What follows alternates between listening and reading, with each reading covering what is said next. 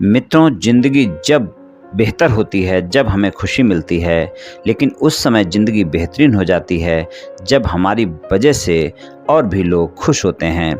जय श्री कृष्ण मित्रों, फिर एक बार बहुत बहुत हार्दिक स्वागत है आप सभी का। आज हम बात करेंगे धनु राशि के जुलाई से लेकर दिसंबर महीने तक के राशिफल की। राशिफल में आपके धन, व्यापार, नौकरी, परिवार, स्वास्थ्य, शिक्षा, वैवाहिक संबंध, प्रेम संबंध सभी बातों की चर्चा करेंगे और अंत में उपाय की चर्चा भी करेंगे। इसलिए वीडियो को पूरा अंत तक देखें व सुने, तभी आप धनु राशि वालों के राशिफल की पूरी जानकारी प्राप्त कर पाएंगे। ये राशिफल चंद्र राशि पर आधारित है, यानी मून साइन पर। जिन लोगों को अपनी राशि नहीं पता है वो लोग अपनी जन्म कुंडली में ये देख लें कि चंद्रमा उनकी किस राशि में है। जिस राशि में चंद्रमा है वही उनकी राशि है। जिनके पास जन्म कुंडली नहीं है वो अपने नाम के पहले अक्षर से अपनी नाम राशि जान सकते हैं और ये वीडियो अपनी नाम राशि से भी देख व सुन सकते हैं। तो चलिए मित्रों, शुरू करते हैं धनु राशि वालों के जुलाई से लेकर दिसंबर महीने तक के 6 महीने के राशिफल की चर्चा करते हैं। धनु राशि के स्वामी गुरुदेव हैं। सबसे पहले आपके धन की बात करेंगे और धन भाव के स्वामी जो हैं वो शनिदेव हैं। शनिदेव का पूरे 6 महीने गोचर अपनी स्वराशि कुंभ राशि में तीसरे भाव में रहेगा। आय भाव के स्वामी जो हैं वो शुक्र हैं, तुला राशि है। वहाँ पर केतु का गोचर भी है 30 अक्टूबर तक। और वहाँ पर अगर जो शुक्र हैं आपके जो आय भाव के स्वामी, उनका गोचर देखें हम तो 7 जुलाई से उनका गोचर सिंह राशि में होगा और 7 अगस्त को वो बकरी अवस्था में कर्क राशि में प्रवेश करेंगे, अष्टम भाव में जाएंगे अपने गोचर में शुक्रदेव। और 2 अक्टूबर को फिर से सिंह राशि में आएंगे, 3 नवंबर को कन्या में और 30 नवंबर को तुला में, 25 दिसंबर को वृश्चिक में। कुछ इस तरह का गोचर आय भाव के स्वामी का रहेगा। यहाँ पर हम देखें तो धन के मामले में आप ज़्यादा मेहनत करते हुए दिखाई देंगे। ये जो 6 महीने हैं इसमें आप बहुत ज़्यादा मेहनत करेंगे, ऊर्जावान रहेंगे और मेहनत करने के बाद आपको परिणाम भी प्राप्त होंगे।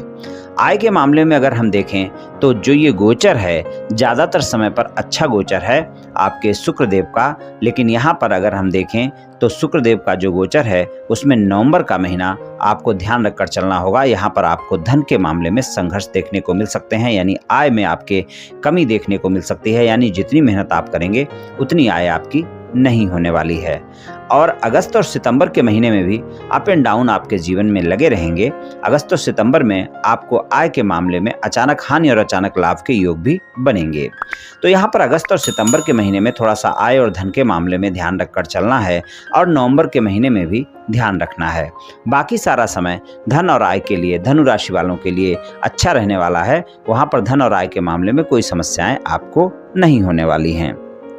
व्यापार और नौकरी की बात करें, 10वें भाव के स्वामी बुध हैं, जहां पर कन्या राशि है जो कि 7वें भाव के स्वामी भी हैं। और बुध का गोचर देखें तो व्यापार, कारोबार और नौकरी में भी जो अगस्त और सितंबर का महीना है वहां पर थोड़ा सा आपको ध्यान रखकर चलना है और नवंबर के महीने में भी अप एंड डाउन देखने को आपको मिलेंगे। तो व्यापार, कारोबार, नौकरी में अगर कोई विस्तार करना चाहते हैं और वो अगस्त, सितंबर या नवंबर के महीने में करते हैं तो वहाँ पर थोड़ा सा ध्यान रखकर करें, वरना वहाँ पर आपको हानि भी उठानी पड़ सकती है। तो व्यापार, कारोबार और नौकरी के लिए भी अगस्त और सितंबर का महीना और नवंबर का महीना आपको संघर्ष दिखा सकता है। बाकी सारा समय आपके लिए अच्छा रहने वाला है। अपने बॉस के साथ संबंध अच्छे रखें, सहयोगियों के साथ संबंध अच्छे रखें, खासकर अगस्त, सितंबर और नवंबर के महीने में। वहाँ पर किसी भी तरह के वाद विवाद से अपने कार्य क्षेत्र में बचकर रहें। बाकी व्यापार, कारोबार और नौकरी के लिए अच्छे परिणाम मिलेंगे। और अगर आपकी कोई नौकरी ऐसी है जो अकाउंट से जुड़ी हुई है, शिक्षा से जुड़ी हुई है, तो वहाँ पर ज़्यादा लाभ देखने को मिलेंगे। कोई व्यापार, कारोबार ऐसा है जो आपका स्टेशनरी से जुड़ा हुआ है या फिर शिक्षा क्षेत्र से जुड़ा हुआ है, किसी भी तरह का ट्रेडिंग व्यापार है आपका, तो वहाँ पर आप देखेंगे अगस्त, सितंबर और नवंबर के महीने में आपको संघर्ष देखने को मिल सकता है। बाकी सारा समय व्यापार, कारोबार और नौकरी के लिए बेहतर रहने वाला है। तो कुछ इस तरह के परिणाम व्यापार, कारोबार, नौकरी मिल सकते हैं। पारिवारिक जीवन की बात करते हैं। परिवार भाव के स्वामी शनिदेव हैं। दूसरे भाव के स्वामी जो कि वाणी के भाव के स्वामी भी हैं। तीसरे भाव में रहेंगे। छोटे भाई बहनों के साथ, मित्रों के साथ संबंध अच्छे रहेंगे। नवंबर और दिसंबर के महीने में खासकर अपने माता पिता के साथ संबंधों में थोड़ा सा ध्यान रखकर चलना है और 30 अक्टूबर तक के समय में अपनी संतान के साथ और अपने प्रेम संबंधों में किसी भी तरह के वाद विवाद से बचकर रहना है। इस बात का आपको ध्यान रखकर चलना है। तो पारिवारिक जीवन में तालमेल बनाकर रखेंगे और जो समय मैंने बताए हैं वहाँ पर आप अपने संबंधों में इन बातों का ध्यान रखेंगे तो पारिवारिक जीवन फिर आपका अच्छा रहेगा। स्वास्थ्य की बात करें, 6ठे भाव के स्वामी शुक्रदेव हैं और शुक्रदेव का गोचर हमने पहले ही देखा है। तो वहाँ पर स्वास्थ्य के मामले में अगस्त और सितंबर के महीने में और नवंबर के महीने में स्वास्थ्य के मामले में कोई कोताही नहीं बरतनी है। अगर कोई भी स्वास्थ्य समस्या होती है तो डॉक्टर से परामर्श अवश्य लेना है, स्वस्थ दिनचर्या अपनानी है, अपनी दवाइयाँ टाइम पर लेनी है और डॉक्टर से आपको मुलाकात अगर करते हैं तो बराबर अपनी समय पर करते रहें। अगर कोई गंभीर समस्या है तो उसका विशेष ध्यान रखकर चलने की आवश्यकता होगी। खासकर अगस्त सितंबर के महीने में ज़्यादा ध्यान रखने की आवश्यकता होगी। नवंबर का महीना भी स्वास्थ्य के मामले में कुछ न कुछ समस्याएं दिखा सकता है और बाकी सारा समय स्वास्थ्य के लिए आपका अच्छा रहेगा। शिक्षा की बात करें, पंचम भाव में राहु का गोचर है और स्वामी मंगल हैं और मंगल का अगर हम गोचर देखें जो कि 12वें भाव के स्वामी भी हैं, मंगल का जो गोचर है वो 1 जुलाई को सिंह राशि में अपना गोचर प्रारंभ करेंगे, 18 अगस्त से कन्या में जाएंगे, 3 अक्टूबर से वो तुला राशि में जाएंगे, 16 नवंबर से उनका 12वें भाव वृश्चिक राशि में गोचर होगा, स्वराशि के होकर 28 दिसंबर को धनु राशि में। तो उनका ज़्यादातर समय अगर देखें तो सिंह राशि से लेकर वृश्चिक राशि तक गोचर रहेगा। गोचर अच्छा है, कोई ज़्यादा समस्याएं नहीं है। वहाँ पर आपको देखेंगे शिक्षा में अच्छे परिणाम मिलेंगे, लेकिन 30 अक्टूबर तक के समय में इस बात का विशेष ध्यान रखकर चलना होगा। वहाँ पर आपकी एकाग्रता में कमी देखने को मिलेगी। आप मौज मस्ती के मूड में रहेंगे, अपना समय इधर उधर मित्रों के साथ खराब करेंगे और आप शिक्षा पे ध्यान नहीं देंगे। तो एकाग्रता बनाकर रखनी है। 30 अक्टूबर तक के समय में शिक्षा पर ध्यान रखना है। विदेश में कोई दाखिला वगैरह लेना चाहते हैं, कोई शिक्षा ग्रहण करने के लिए जाना चाहते हैं तो वहाँ पर जुलाई और अगस्त का समय अच्छा है। खासकर 1 जुलाई से 18 अगस्त तक का समय बहुत बेहतर है। वहाँ पर आप प्रयास करें, आपको सफलता मिल सकती है। और शिक्षा के मामले में 30 अक्टूबर तक के समय में इस बात का ध्यान रखकर चलें कि अपनी एकाग्रता भंग ना होने दें, अपने समय को व्यर्थ में ना गंवाएं। बाकी शिक्षा में आपको अच्छे परिणाम मिलेंगे। वैवाहिक संबंधों की बात करें, जीवन साथी के साथ संबंधों में मधुरता बनी रहेगी। बुध देव हैं सप्तमेश आपके और उनका गोचर हम पहले ही देख चुके हैं कि वो 8 जुलाई से कर्क में जाएंगे, 25 जुलाई से सिंह में जाएंगे और 1 अक्टूबर से स्वराशि के होकर कन्या राशि में गोचर करेंगे और 19 अक्टूबर से तुला राशि में और फिर उनका 6 नवंबर से वृश्चिक में होगा और 27 नवंबर से धनु में होगा। तो नवंबर के महीने में आपको थोड़ा सा ध्यान रखकर चलना है। आपके वैवाहिक संबंधों में वहाँ पर किसी भी तरह का व्यर्थ का वाद विवाद ना हो। आपके जीवन साथी के साथ इस बात का आपको ध्यान रखना है। और अगस्त और सितंबर के महीने में भी आपको अपने जीवन साथी के साथ किसी भी तरह के व्यर्थ के वाद विवाद से बचना है। हालांकि इस समय पर आपकी कोई न कोई यात्रा बनती है। अगर वो आपकी यात्रा होती है तो अगर कोई भी मतभेद हैं तो वो आपके समाप्त हो सकते हैं।